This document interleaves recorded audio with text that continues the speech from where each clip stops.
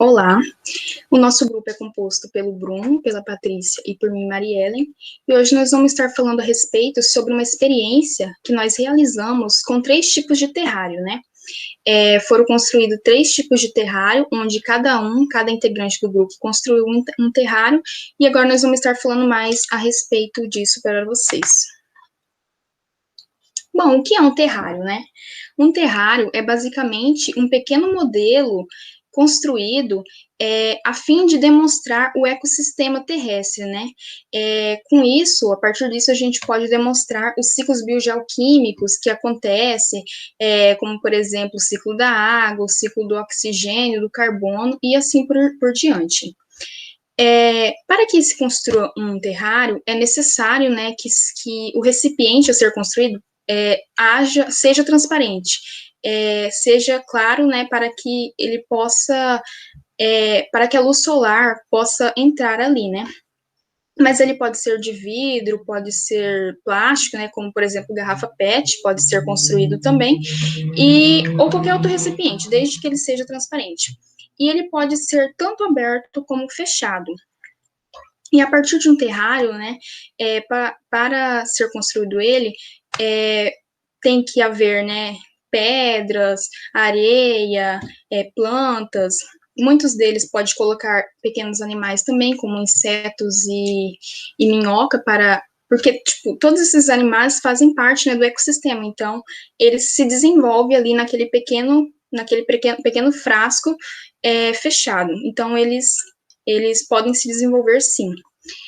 E outra parte muito interessante das construções do terrário é para os ensinos, né? Tipo, nas escolas, é um modelo, né?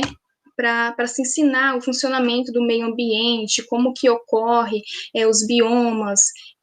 Você pode construir um terrário com uma terra mais seca e demonstrar, por exemplo, o bioma do cerrado, né? E assim, tipo, quais plantas se desenvolvem melhor ali, enfim, tem várias opções, né, que podem ser demonstradas a partir de um terrário.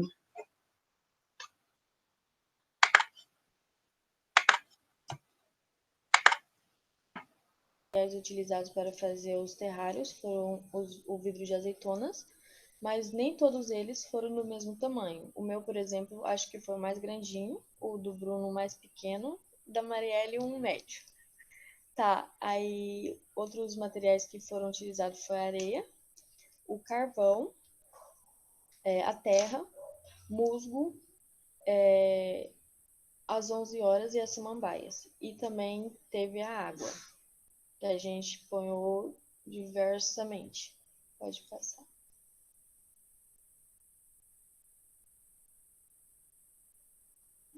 Passa. Tá, foram desenvolvidos 3 terrários.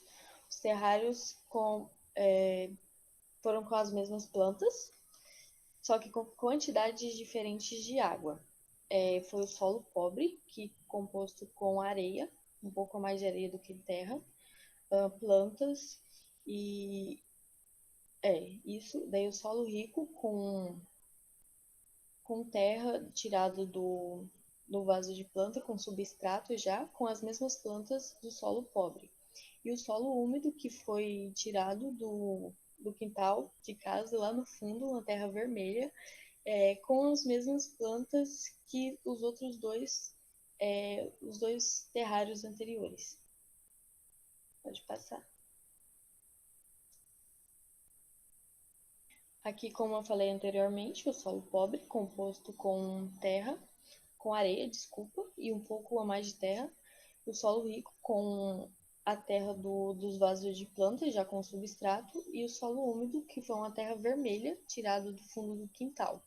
E assim, os 3 terrários são tudo composto pelas mesmas plantas.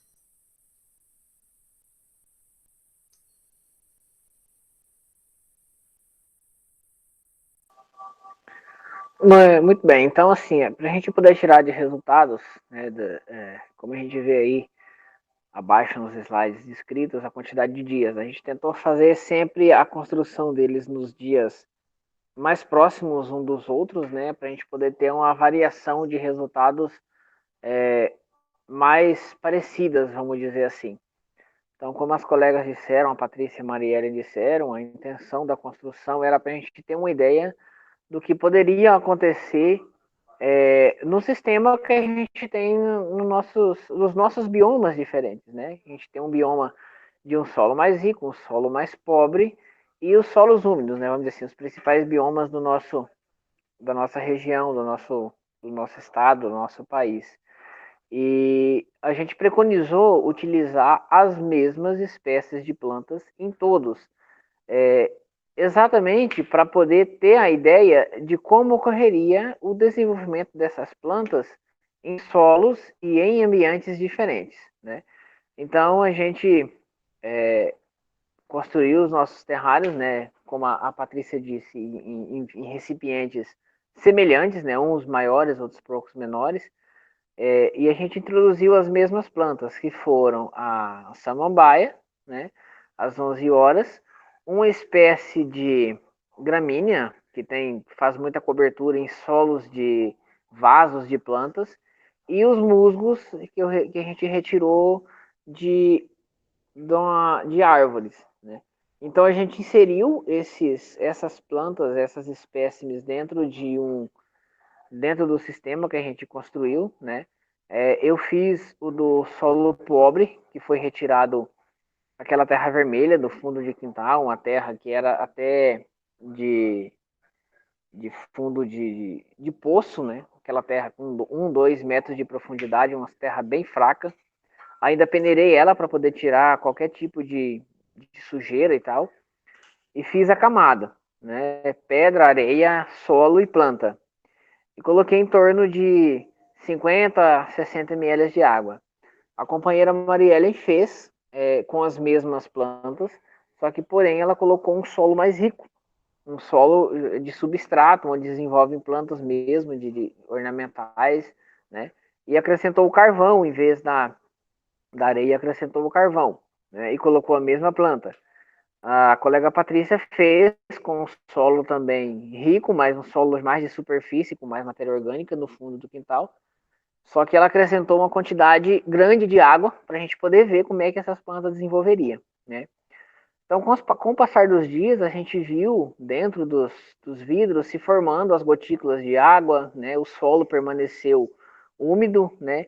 E foi acompanhando 2, 3, 4 dias, a gente viu que as plantas não tinham muita alteração.